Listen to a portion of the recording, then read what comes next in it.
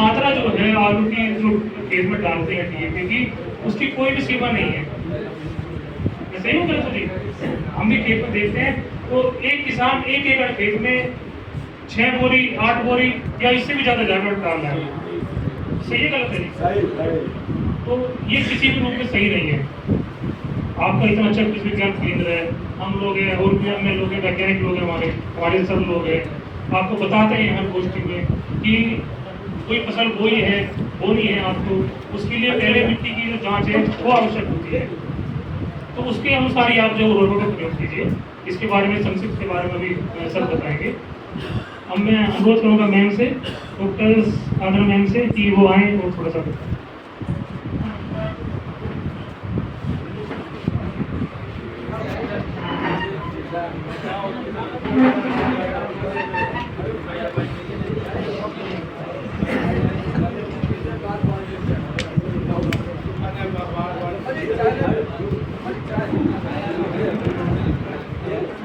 बहुत बहुत धन्यवाद संचालक महोदय, पंचासीन हाईवे IPL के उपनिदेशक महोदय जी, कृषि विज्ञान केंद्र के समस्त वैज्ञानिकगण और हमारे जो किसान भाई बंधु आए हैं आज की संगोष्ठी है PM प्रणाम किसान गोष्ठी, बहुत ही लाभकारी है क्योंकि आज तक आपके यहाँ उर्वरक का ऐसा प्रशिक्षण नहीं हुआ है। तो शायद जो डॉक्टर उपनिदेशक साहब ने बताया था कि आप जो है ये यूज करिए तो शायद आपके लिए अधिक लाभकारी होंगे। उसी के परिप्रेक्ष्य में जब किसी भी जगह पे कोई संगोष्ठी होती है तो एक समय से आने की आप लोगों को बहुत बहुत धन्यवाद। साथ ही साथ कोई संगोष्ठी में एक ही विचारधारा नहीं होती है, तरह तरह के मंच में तरह तरह के लोग आए हुए हैं, सबकी विचारधाराएं अलग अलग हैं और जो कि वैज्ञानिक तरीके से दी जाती है। जैसा कि आप सब अवगत हैं कि हमारे कृषि विज्ञान केंद्र में आप लोगों को तरह तरह की जानकारी देने के साथ साथ भ्रमण भी कराया जाता है। और आज भ्रमण के बाद एक जो ये यहाँ पर सिर्फ खादों से संबंधित, देखिए अभी डॉक्टर संजय कुमार जी बता रहे थे कि जीवांश कार्बन कम होता जा रहा है और जीवांश कार्बन की बहुत अति आवश्यकता है। तो उसी को पूरा करने के लिए अभी आपको उपनिदेशक साहब ने एक खाद बताई थी, कौन सी बताई थी, जिसको कि आप FYM कहते हैं। अब गोबर की खाद से नहीं बनता, लेकिन जो सुपर केन से जो स्लरी निकलती है, जो उसका रफेस निकलता है, उससे वो खाद बनाई जाती है। वो भी जो है आपकी जो है जैविक खाद, ऑर्गेनिक खाद के तरीके से इस्तेमाल की जाती है।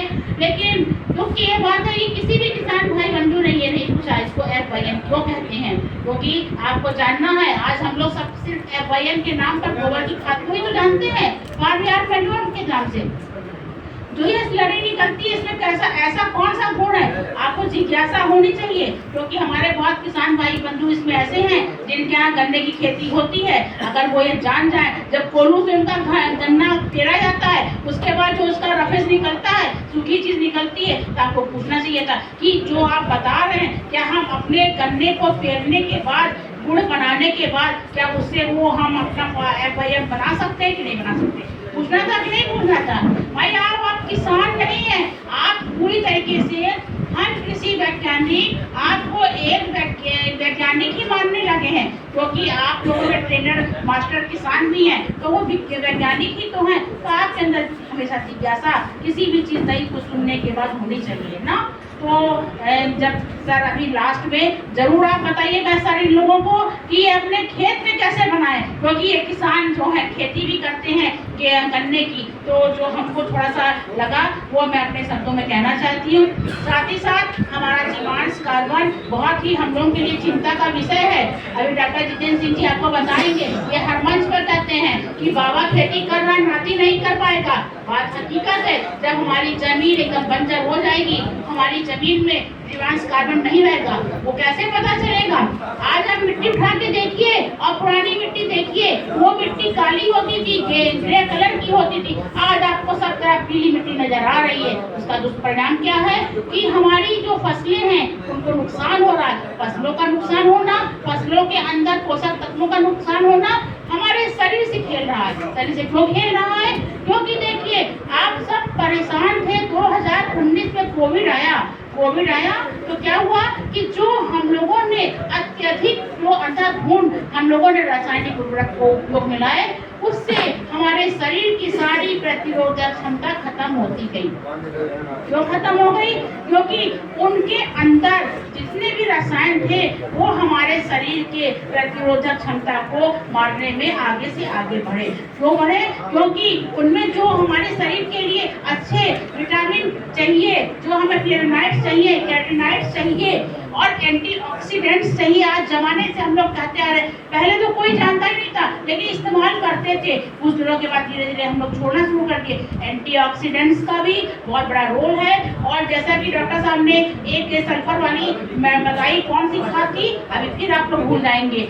लास्ट में फिर आप लोगों का एग्जाम होगा जो एकदम सही उस खाद का नाम बताएगा। हम निदेशक महोदय कहेंगे कि उसको कुछ ना कुछ सम्मानित करें, क्योंकि यहाँ पर कंसंट्रेशन, हमको अपना कंसंट्रेट होकर बैठना। ये झोला और ये जो आपको कैलेंडर मिला, बतेरे मिलते रहेंगे, यहाँ प्रोग्राम होते हैं, ऐसे झोले कैलेंडर आपको मिलते हैं, लेकिन जो आज यहाँ सत्र है आपको ज्ञान मिल रहा है वो कभी नहीं मिल पाएगा। तो हमको उस ज्ञान को बढ़ाने के लिए रहना है और हमको अपने खान पान में हमेशा वो पोषक तत्व इस्तेमाल करने हैं, वो बायोफोर्टिफाइड वैरायटी का चयन करना है, चाहे आपका अनाज हो, चाहे आपकी सब्जियां हो, क्योंकि वो आपके शरीर की प्रतिरोधक क्षमता को बढ़ाएंगी। बायोफोर्टिफाइड, देखिए कल आप परसों गए थे चंद्रशेखर कृषि विश्वविद्यालय, वहाँ के डीन महोदय CL मौर्य साहब आपको बता रहे थे कि K1006 आप लगाइए। उसमें क्या क्या बता रहे थे? जो किसान हमारे गए थे, बैठे में भी है, उन्होंने कहा उसमें जिंक मिलता है, आयरन मिलता है।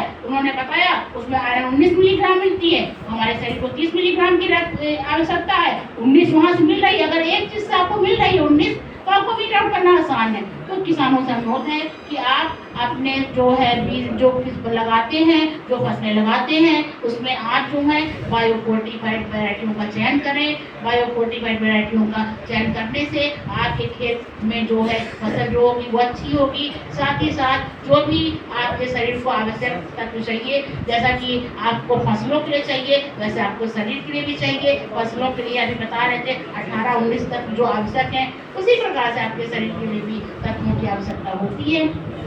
जिन तत्वों की आवश्यकता होती है वो क्यों होती है? जो तत्व हमारे शरीर में, जमीन में सिंथेसाइज नहीं होते हैं, संश्लेषित नहीं होते हैं, जो सिंथेसाइज ही नहीं होगा वही एसेंशियल होगा। एसेंशियल वही होगा जिसकी आवश्यकता होगी, जो शरीर में विद्यमान नहीं होगा। बहुत धन्यवाद।